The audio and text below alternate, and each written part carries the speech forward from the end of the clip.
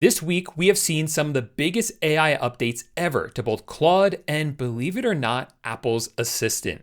Google also released some understated but very important updates to both Gemini and NotebookLM, and they released some free new tools. One that is very impressive that you guys are going to love, and the other one that's probably their weirdest release so far. This was a huge week. We got a lot to cover. If you don't know who I am, my name is Paul. Here on this channel, I talk about the AI news that regular people actually care about. We don't talk about coding. We talk about how AI can help you in your everyday life or with your work. Now, I typically do these AI news updates every single week for you. I took a couple of weeks off because of some travel, but I'm back now, ready to get you caught up on all the AI news, and I'll be returning back to my regularly scheduled once a week updates. So if you want to stay informed about the latest AI news that actually matters, make sure to subscribe and turn on the bell notification. Let's start with the biggest news first. Anthropic dropped a new model called Fable 5. Now, a couple of months ago, they announced that they have created a model called Mythos, which is so powerful, they said they cannot release it because in the wrong hands, it could be very dangerous. So Fable is basically a version of Mythos, but with more guardrails. Anthropic has said that this is their most powerful model yet that they have ever publicly released, at least, and the benchmarks certainly support that. But if you've been following my channel for a while, you know that I don't care about benchmarks or marketing hype. I want to see how it performs on real-world tasks. So first, like I mentioned before, there are a lot of guardrails with Fable, and you might feel those guardrails with certain queries. If you try to do something Fable doesn't like, you'll get a message saying that you can't ask Fable that and to use a different model instead. There have been a lot of people on X complaining about this. Personally, I have not had this happen to me once, just having it do general knowledge world tasks for me. So let me show you what I've been able to do with this and my opinion on how good Fable is. So the other day I was working on this script pretty much when Fable came out, and I had to run to the gym, or I wanted to run to the gym. I didn't finish writing the script. I didn't even get to test Fable out. So what I asked Fable to do was to look at the script and to just finish it for me. I wanted to look at the first half to understand my tone of voice. I said, don't make it AI slop. I don't want any cringe language. I don't want it to sound like AI. Make it in my tone of voice. And then I just left and went to the gym. Now, normally I don't have AI write my scripts for me because it always comes out really bad. Just like this very predictable AI language that I hate, that doesn't sound good. But Fable did a really good job, the best I've seen any AI do when it comes to writing. And it's very usable. It's not perfect, but it's very usable. So this line right here, for instance, it says, "This is the part that made cowork finally click for me, so I want to spell it out." Like, that is classic AI language that's kind of sloppy. But the rest of it is really excellent, and I was super impressed with it. Like, I think if I showed you this entire script, you wouldn't be able to know where I stopped writing and where Fable started. That's the first time I've seen that. It's really incredible. Not perfect, like I said, but the closest version I've ever seen to my tone of voice. I also asked it to redo my website for me. So this was my original website, and I always thought it looked fine. There was nothing wrong with it. It looked pretty good. One thing you'll notice here is that you can't see any images, like the image of my face is normally here, and the image of the YouTube videos are here as well. Those don't render when I'm on my computer like this. They only render when I actually have them on my actual website. So just kind of keep that in mind. But when I had Fable actually go through it, and I just said, hey, just basically make this better, update it and make it better. That was the only instructions I really gave it. And I think it made it a lot better. So first of all, it somehow figured out how to get the images like permanently in there so that I don't have to have them as a separate file, which is really nice. And it just kind of subtly improved it. So we have like this more moving dynamic image here with this border, these things popping out, this hand waving. It just fits more of the style that I was going for and feels a lot nicer than the original one that we had going, which again was fine, just not as good as this new version. I had to go back and forth with it a little bit because I wanted some personal changes, like I wanted it to be permanently in dark mode, But also it did get some stuff wrong, like some of the logos were incorrect and there was a spacing issue, but overall it was really good. And I was able to get it looking like this after just about 3 prompts. So I was very impressed with this. I think it looks a lot nicer than the original one. Now, there have been a few strange quirks that I've noticed with Fable since I've been using it. So first, it almost feels too autonomous. A few weeks ago, I had Opus set up for me this health dashboard to help me with my health goals. I'm trying to gain some muscle, so it's helping me track that, and it even sends me text messages throughout the day to make sure I'm staying on track. Now, this morning, I got a message from my agent that I didn't quite understand, so I asked it for clarification. And instead of clarifying, it just started implementing changes to the system, which is not what I wanted it to do. It just assumed that it knew why I was asking instead of just answering my question. And I've noticed that in general, it just seems almost a little bit too eager. It also seems incredibly intelligent, sometimes too intelligent, and I can't always understand what it's talking about. There's also plenty of workflows that I have running. So you see I have a daily AI brief, an email inbox advisor, nightly cleanup, and all my health ones going. And I noticed that when I switched over to Fable, I didn't really notice any difference. So in conjunction with this dashboard, I have my health coach. I was hoping that it would be able to give me more intelligent insights into my workouts and my progress, but I didn't really notice any difference between Opus and Fable. I also have Cowork doing research for me. It creates this research report for me every morning that has the latest AI news and different topics like that I may be able to cover on my YouTube channel. It's always been really good at doing the research part, but not very good at the analysis or the understanding of what would make a good video topic. And that continues to be true with Fable as well. There's a certain understanding there that no AI I've worked with has been able to figure out yet, and that's true for Fable as well. Let's also talk about availability. Fable is right now included with your Pro, Max, and Team subscription through January 22nd. After that, you'll be able to use it with usage credits. So it will cost additional on top of your subscription. At some point though, it will come back to subscription plans. We just don't know when that's going to happen. Fable also costs twice the price of Opus. So you're going to burn through your usage twice as fast. However, right now, Anthropic has a deal going on where you get twice the usage inside of Cowork until July 5th. So effectively, you should be able to use Fable just as much as you were using Opus. So we have a great opportunity right now to try it out for the next couple of weeks until we switch over to usage credits. So the real question is, does Fable even matter? How is it going to impact the work that you do with Claude or Claude Cowork, and should you be using it at all? I personally really like it, and I'm going to continue to use it for the next 2 weeks while it's part of my subscription. Once it moves out of the subscription though, and I have to start paying extra to use it, I think I'll only use it for my most important tasks. But generally speaking, anytime I have to pay extra to use a model, I find myself just not using it. And I think that's going to be the case here, especially because Opus is still really good. And for most day-to-day tasks, you're not going to notice a huge difference. So if you want to have some fun testing out Fable, go ahead for the next 2 weeks. But otherwise, if you have your workflows set up and running and you're happy with them and the results you're getting, then stick with Opus for now and maybe explore Fable when it permanently is added as part of our subscriptions. Okay, let's move on now. Every week during my weekly news update, I have a few segments that I include as part of the update. And 2 of them are the prompt of the week and the meme of the week. The meme of the week is just something funny that I found in the world of AI that I wanted to share with you. So this week, I'm going to combine both of them into one. I saw this post by this guy, Pankaj, if you want to check him out. So what he did was he hooked his Whoop up to his work calendar to find which coworker gives him the most stress. And using Fable, he was able to pull all the heart rate data out of Whoop and match it up. So I thought that was pretty funny. So I'll have this post down below if you want to check it out. He has a blog where I think he shares how he set this up. Now, like I said, the second big announcement I want to cover this week was from Apple. But before we get to that, let's hear from today's sponsor, i10x.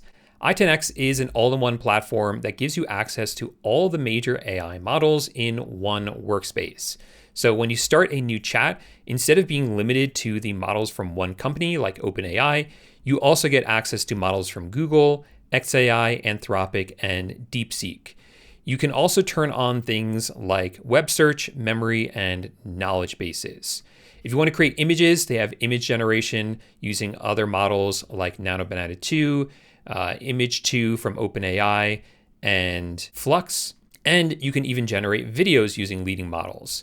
So we have Kling in here, VO 3.1, and xAI. They just added a new super agent, which you can check out right here. With this, you can set up these different templates so you can have your agents research for you, track competitors, set up whole marketing campaigns. And as you see, it connects to all the third-party apps that you already use and love. i10x starts at just $8 a month if you go with annual billing, or $10 a month if you pay month to month. If you get the unlimited plan though, it's just $17.50 a month, and that gives you unlimited usage of basic models and advanced models, and 7,500 credits for things like image and video generation. If you want to sign up for it, I'll have a link in the description down below, along with a coupon code to get an additional 15% off. And thank you i10x for sponsoring this video. So the second big AI update from the past week was from Apple. They have finally updated the AI capabilities on all their devices, and we have a brand new assistant, which they're calling this. I'm just going to call it the assistant from now on though, so I don't accidentally trigger your devices. So this assistant will be integrated throughout your iPhone, your MacBook, your iPad, your watch, your Apple Vision Pro, and it's unlocking some really nice looking capabilities. So first, it will have on-screen awareness. So you can invoke it from anywhere and ask it questions like, show me photos from when I went to Spain, and it'll just show you those photos. It'll be able to take action through multiple apps like messages, music, reminders, and more based on what you're doing in that moment, while still being able to tap into broad world knowledge. There's also going to be a dedicated assistant app that you can see all of your past chats, and this is kind of like a ChatGPT clone in some ways. So you'll be able to have a running list of all the chats that you've had with it. There'll be an updated visual intelligence, which is where you can aim your camera at something and have it give you information like the nutrition inside the food that you're eating. And of course, it's going to help you with things like writing. They've also updated their image playground, which was a tool for generating images, and it looks much better than the existing one, which quite honestly is pretty much trash. And there are new capabilities inside the photo app. So if you take a photo and you want to reframe it, you can actually move around the image to reframe it. And Cleanup Tool has gotten a big improvement. This person had a chance to test it. So they held his credit card in front of their face. They asked the new iOS 27 to erase the credit card, and look, it's done a fantastic job. The big difference here with what they have implemented is the fact that Apple is going to have so much context about you. You'll be able to read your emails, your messages, your reminders, your calendar, and pull all of that information in when it's answering your questions. It feels very similar to what Gemini is on Pixel devices, but now it's finally for iOS. So this is currently in developer beta, which means that developers have access to it, and there will be a public beta soon, and then it will be released to the public, I think around September. So I will be joining the public beta and probably will make a video on this once that is available to me and I've been able to test it out. Let's move on now to what Google has been up to with Gemini. If you come into the connected apps section of your Gemini settings, you'll see down here that it now works with more third-party tools like Canva, Instacart, and OpenTable. So with Canva, for instance, you'll be able to search, summarize, and design digital assets with Canva inside of Gemini. Now, in and of itself, this is not huge news. This is only 3 new apps. But the broader implications of this are significant because for a long time, Gemini only worked with Google products like Gmail. They have said that they are opening up support for more third-party tools. So this is good news. We are finally seeing the first steps of this. And personally, I think Gemini needs to add more third-party tools if they want to be competitive. Another huge win is that the price of Google AI Plus has just dropped from $7.99 a month to just $4.99 a month. And the only change to the plan besides the price is actually that they are doubling the storage from 200 gigabytes to 400 gigabytes. It's kind of mind-blowing that you get that much for just $5 a month now.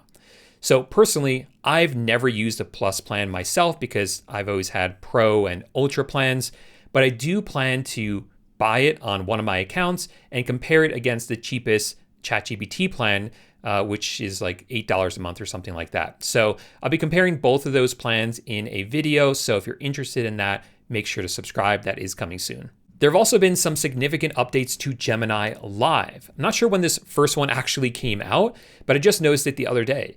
When you are using Live, it now has access to personal intelligence. So it can reference prior chats and knowledge about you when answering questions, which makes it so much more helpful. The other update is that inside of Live, you can ask it to create images for you, and it can do that now, including when you're sharing your camera. So you can point your camera at something, ask it to transform what you're looking at, and it can do that. It's really neat. Next, we have our AI gadget of the week. This is a segment where I talk about some new AI gadget that I've been trying out and showing you if it's worth you buying or not. So this week we are talking about this device right here. It's called the Fitbit Air. This is made by Google. They bought Fitbit a few years ago. So this is a very thin band that is kind of like a Whoop, if you're familiar with that. So it's a fitness tracker, and it only costs $99, and there's no subscription fee with it. You get access to all your basic data with just the device. You don't have to pay anything month to month. However, you can upgrade to get Google Health Coaching. That does cost money, but Google Health Coaching is included with a Google AI Pro and Up subscription. So if you're already paying for Google AI Pro, like Gemini Pro, you get access to the health coach. I've been using this for a few weeks now, and I am very impressed with it. So it is, of course, a great fitness tracker. There's nothing super surprising there. It tracks your steps, your calories, your workouts, your sleep, things like that. But what I really like about it is the AI coach. So for instance, earlier today, I needed to do a workout. My gym is closed today for some reason. So I just opened up the coach and told it, hey, I have to work out at home. Here's the equipment I have available for me. Now, it not only put together a plan, but it actually put together a workout for me that I was able to follow. So you can see it has the warm up, the entire circuit, and the cool down. And if you click on start workout, it'll actually walk you through this workout. After your workouts are done, you get a message kind of summarizing it and telling you how well you did and how well it aligns and brings you closer to your goals. Because the first time that you use it, it will sort of interview you and ask you questions. So it knows that I'm really into Ninja, and that's the main thing that I'm training for. So everything sort of evolves around that. So it says, hey, it's good that today you didn't do Ninja, you did like a nice HIIT workout, and it's, this was your heart rate during it. And this is probably going to help you a lot with like your grip strength, especially carrying. I had to do a bucket carry for me, like a heavy bucket carry. So that's going to help with my grip strength for Ninja. So it's really cool. It kind of brings all that together into these proactive messages after your workouts. It will also message you at the start of the day and the end of the day to let you know like what you have going on for the day and kind of a recap of how everything went. So I am very impressed with it. I really love it. And I especially love that after I buy the device, it's completely free because I'm already paying for a Gemini subscription. Next, we need to talk about what has been going on with NotebookLM. So first, two minor updates. Anytime you make something inside of Studio over here on the right, if you open it up, you'll notice on the top left, you can now view the prompt and sources. So if you're wondering what sources were used to make this artifact, now you can see exactly which ones were used, which is pretty nice to have that and also be able to easily access the prompt. The second minor update is that sources, if you have any sources that are inside of Google Drive, will automatically sync. This wasn't the case in the past. If you added, let's say, a Google Doc or a Google Sheet, then in the past, it would kind of take a snapshot of that. So if you made any updates to the Google Doc, those wouldn't be reflected in the notebook. But now they are reflected. It automatically syncs. The big update, though, is that NotebookLM is now a full research agent. Here's what they had to say about this announcement. They said this is a new, powerful NotebookLM, and they called it a massive upgrade that delivers agentic capabilities in chat, more advanced reasoning, and a suite of new output formats. We'll talk about that in a second. So this should be able to tackle complex multi-step research problems a lot easier than in the past. So if we scroll through this video that they made, we can see some of that in action. So it initially looks exactly the same to me, I'm not gonna lie, but as you begin to use it, here for instance, they're asking the chat to search for things that aren't already in the notebook. Then the notebook goes out, does the research, and finds outside sources and asks if you want to import them as a source, which you can do directly inside the chat. That's something you cannot do inside of NotebookLM right now. To add outside sources, you can either add them manually or use the research tool over here on the left. You can't do it from the chat. NotebookLM will also be able to create new artifacts. So here it's creating a PNG, and then here it's creating an Excel file, and you'll also be able to see its thinking. So if we look at it thinking right here, you can see it actually go through the thinking process. We see this with other AI chats. Now that's coming to NotebookLM. In a follow-up post, Josh Woodward, who's a VP at Google, has said that some of those output formats will include PDFs, docx, Excel files, PowerPoints, charts, etc. And all of those you'll be able to make just by asking the chat to make them for you. So that part of it I get, that's really exciting. What I don't quite fully grasp yet are the agentic capabilities and exactly what that brings to NotebookLM. They have gone on to say that this new improved NotebookLM will be powered by Gemini 3.5 and surprisingly anti-gravity. So that's what enables that thinking process. Plus, each notebook will have a secure cloud computer, including 100 plus curated software skills, unlocking deeper research and more complex analysis. Which sounds great, but what exactly does that mean? So here in this example that they gave, the person asked, can you compare our gym's sales to what we spent on ads? And they added in as a source a few documents, I guess that shows their sales and their ad spend, and they're having NotebookLM compare the two of them. So that's really cool and all, but it really makes me question, would you use NotebookLM for this? This feels like a task for Gemini, and I'm not sure it makes sense to do this inside of NotebookLM and what the benefit of doing it inside of NotebookLM is. The only thing I can think of is because the way that NotebookLM is set up, it is grounded in the sources that you provide. So perhaps setting it up inside of NotebookLM and running it inside NotebookLM will mean that it will hallucinate less than if you did it inside of Gemini. Until I get my hands on this and can really test it, I'm really not sure what the use case is going to be. So as for availability, they have said that right now it is only rolling out for Ultra users, but very soon, or at least down the line, it will come out to other users, other plans in the future. Now, I have 2 Google AI Ultra plans, and I do not yet have access on either account to these updates. So I don't really know where it is or what's happening with it. I don't know anyone who has access to it yet. So I'm eagerly awaiting it. And of course, once I do get access to it, I will thoroughly test it and make an entire video about it, because I do think this is a big deal. We just have to understand like the nuance of it and how we're going to use this and when we should use this over other tools like Gemini. So if you don't want to miss out on that video when I create it, make sure to subscribe to the channel and turn on the bell notification.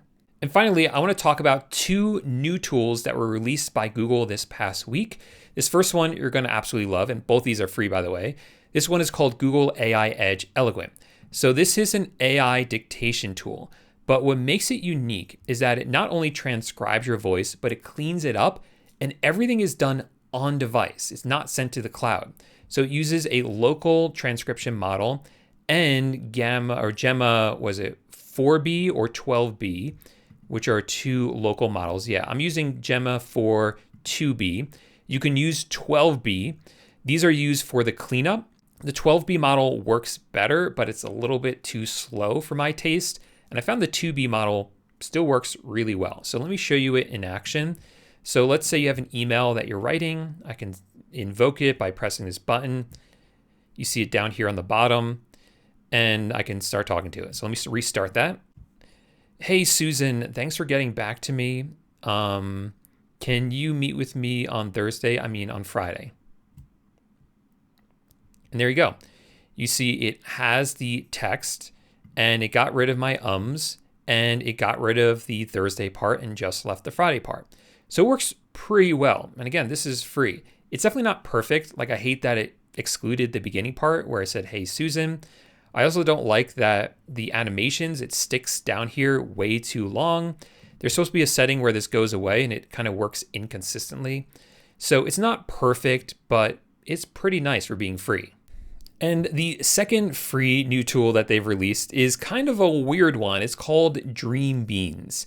So the idea is this provides proactive, personalized collections of stories each day covering things that matter most to you. So what that means is that in the middle of the night, this app will go through your Gmail, your calendar, things you've chatted about with Gemini inside the Gemini app, and create for you these stories that are curated for you that might teach you something new or give you suggestions on things to do. So I got access to that. This is my Dream Beans for today. And it says, try making a thick superfood acai bowl at home. I'm not 100% sure why it surfaced this, but it is certainly very relevant for me. Maybe that's because when I was in San Diego recently, I kept asking it, where can I find the best acai bowls? Or maybe it's because inside the Google Health app, I've been logging a lot of smoothie bowls that I've been eating after my workouts. If you click on the story, it will open it up and you can read it. So here it's telling me to make a superfood acai bowl, and there's a little recipe for it, things I can put inside of it. And there are always these links where you can explore more about this topic or even ask Dream Beans about it if you need some clarification or follow-up things. And every morning you get a few stories like this. So here's my acai bowl story. Then here's one, oh, it kind of moves fast on my phone or my computer. Here's one where it's telling me to check out these smart glasses that I've used before and how I might be able to use them for early morning focus. And tracking board for the latest Notion updates. I guess I've talked with it about how I've used Notion in the past. So it's pretty neat. It's definitely interesting, right? With these labs tools, so this is part of Google Labs. These often start out as like these strange experiments and they give it their own app. And a lot of times it gets incorporated into the bigger apps. So I can see this being part of Gemini in the future. I don't know if it really needs to be its own app, but I think for like right now, as they're testing out, it makes sense. And I guess it's pretty cool. I also like the images that it creates in like this watercolor style. It's definitely a lot better than doom scrolling in the morning. I could just kind of go through these curated fun stories. So that's all the AI news from the past week. This was a big update. The last thing I have for you is a reminder that I'm going to be opening up my AI school community very soon. This is where I'll share all my exact Claude Cowork systems that I use to run my business, generate my health dashboard I showed you before, and coach, to answer emails for me, and to do my competitor research. Of course, you'll also be able to connect with other community members and learn from them as well. To get on the waitlist for that community, make sure to click the link in the description down below. Joining the waitlist doesn't require you to actually join the community. It just shows that you might be interested, and then I'll email you later with more details. Again, the link for that is down below. Thanks so much for watching, and I'll see you in the next video. Bye for now.